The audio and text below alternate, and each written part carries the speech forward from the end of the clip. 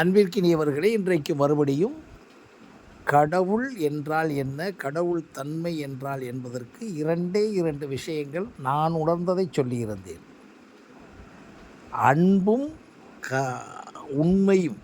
அந்த உண்மை என்பது ஒரு உணர்வு, அன்பு என்பது ஒரு உணர்வு. இந்த உலகம் முழுவதும் பரவி இருக்கிற ஒன்றென்றால் அதுதான். எப்படி காற்று பரவி இருக்கிறது என்று கூறுகிறோம், சில இடங்களில் காற்று கூட இல்லாமல் போயிடும். அது உங்களுக்கு எல்லாம் தெரிஞ்ச விஷயந்தான். பஞ்சபூதங்கள் முழுவதும் நிரம்பாத இடங்கள்லாம் உலகத்தில் இருக்குது. ஆனால் அன்பு என்ற ஒன்று அங்கிங்கனாதபடி எங்கும் ஒவ்வொரு அணுவான இயக்கத்துக்குள்ளும் இருக்கிறது என்பதை உணர்வதும், உண்மை என்பது இந்த ஒவ்வொரு அணுவணுவான இயக்கத்திற்குள்ளும் இருக்கிறது என்பதையும் முதல்ல ஃபஸ்ட்டு பாடமாக உணர்ந்துட்டிங்கனாலே புரிஞ்சிடுவீங்க. இப்போ நிலவுன்னு உள்ளே போகிறாங்க, அந்த நிலவிற்குள் ஒரு உண்மை இருக்கிறது இப்படி வச்சுங்க. இதே மாதிரி அங்கே போகிறதுக்கு போயாச்சு.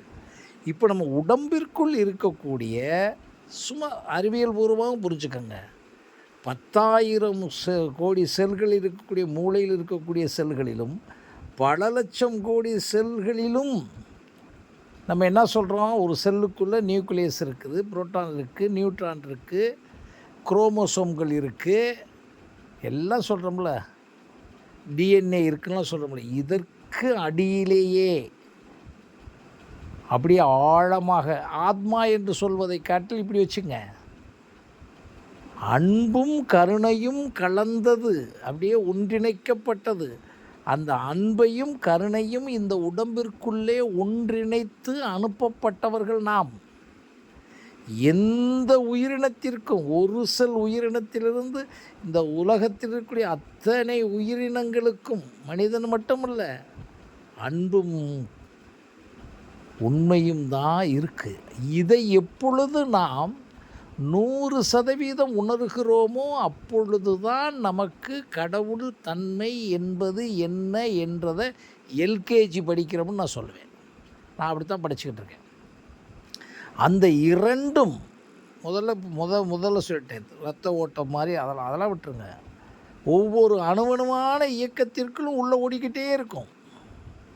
இப்போ மனம் என்று ஒன்று இருக்கிறதுன்னு சொல்லி மனம் ஓடிக்கொண்டே இருக்கிறது என்பது சொல்லுறோம். யாராச்சும் மனசை பிடிச்சிட முடியுமா? மனம் எழுகிறது, விழுகிறது, மனத்தை அடக்குங்கள் எல்லாம் சொல்கிறோம்.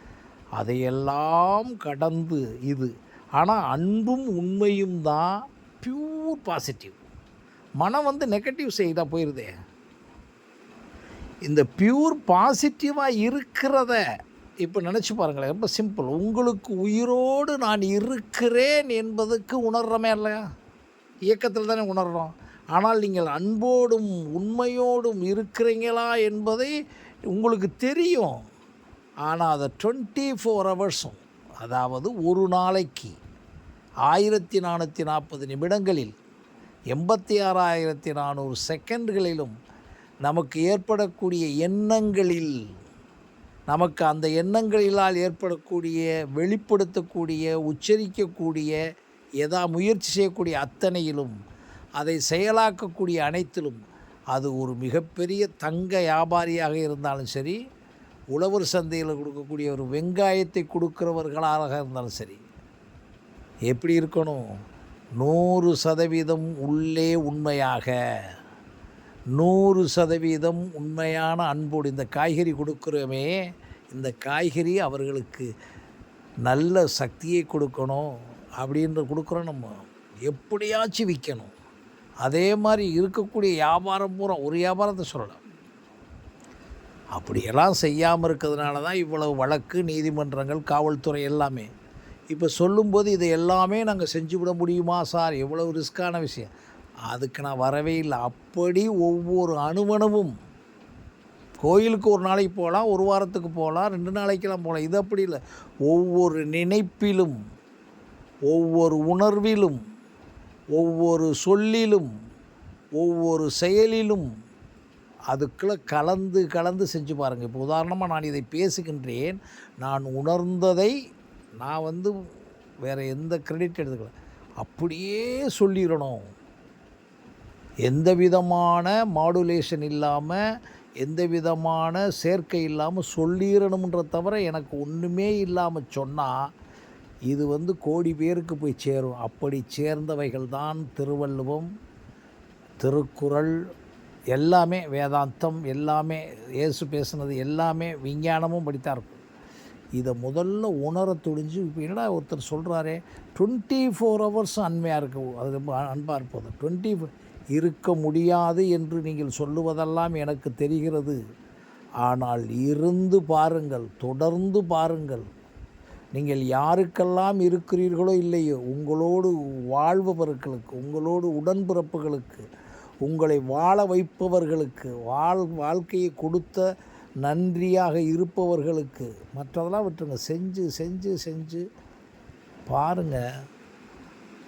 உங்களுக்கு ஒரு பெரிய மாபெரும் உணர்வு கிடைக்கும். அதுதான் என்னை பொறுத்தவில் நான் உணர்ந்த கடவுள் தன்மையினுடைய முதல் பகுதி, எல்கேஜின்னு நான் சொல்லுவேன். அதற்கு பிறகு நிறையா இருக்குது. மறுபடியும் வருகிறேன். நன்றி, வணக்கம்.